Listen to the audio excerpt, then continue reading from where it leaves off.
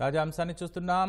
వైకాపా కార్యాలయాల కూల్చివేతల్లో చట్ట నిబంధనలు పాటించాలని హైకోర్టు స్పష్టం చేసింది. ఈ మేరకు మధ్యంతర ఉత్తర్వులు జారీ చేసింది. ఇక మరింత సమాచారం మా ప్రతినిధి జయప్రకాష్ అడిగి తెలుసుకుందాం. జయప్రకాష్, చెప్పండి, హైకోర్టు మధ్యంతర ఉత్తర్వులపై పూర్తి వివరాలేంటి? నాగేష్, ఈ రోజు హైకోర్టు మధ్యంతర ఉత్తర్వులు జారీ చేసింది. ఇందులో చట్ట నిబంధనలు పాటించాలి కూల్చివేతల్లో అని స్పష్టం చేస్తూ ఆదేశాల్లో పేర్కొంది. మరొక వైపు ప్రజలకు ఇబ్బందిగా ఉండే పరిస్థితుల్లో కూల్చివేతలు ఆలోచన చేయాలని అందులో తెలిపింది. దీంతో పాటు అసలు పిటిషన్లు రాష్ట్ర వ్యాప్తంగా ఇటీవల అందరికీ తెలిసిందే, తాడేపల్లిలో ఉన్నటువంటి వైకాపా కార్యాలయాన్ని వేయబోయే ముందు హైకోర్టులో పిటిషన్ దాఖలు చేశారు. అందులో కూడా స్పష్టంగా ఆదేశాల్లో పేర్కొంది చట్ట నిబంధనల మేరకు కూల్చివేతలు చేయాలి అని.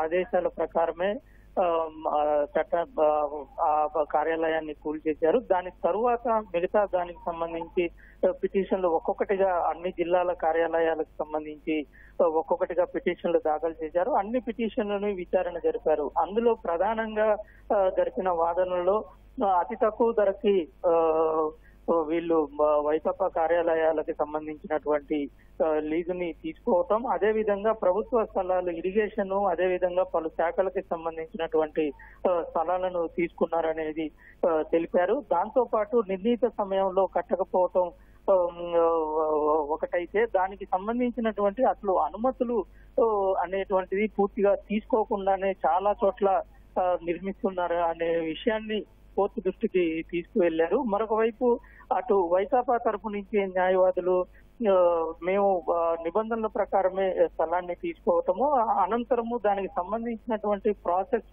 సంబంధించి అప్లికేషన్లు దరఖాస్తులు చేసుకున్నామని, అయితే ఒక నిర్ణీత సమయంలో గనక దానికి సంబంధించినటువంటి ఆదేశాలు రాకపోతే దాన్ని మౌఖికంగా దాన్ని అనుమతించినట్లని ఉద్దేశంతో కొనసాగిస్తున్నామని, నిర్మాణాలు కొనసాగిస్తున్నామని ఒకవైపు న్యాయవాది కూడా కోర్టుకి తెలిపారు.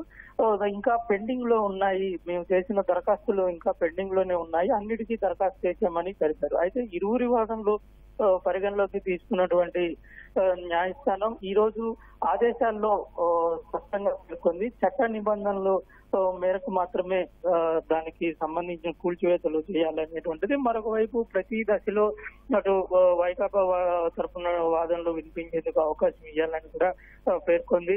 రాకేష్, ధన్యవాదాలు జయప్రకాష్.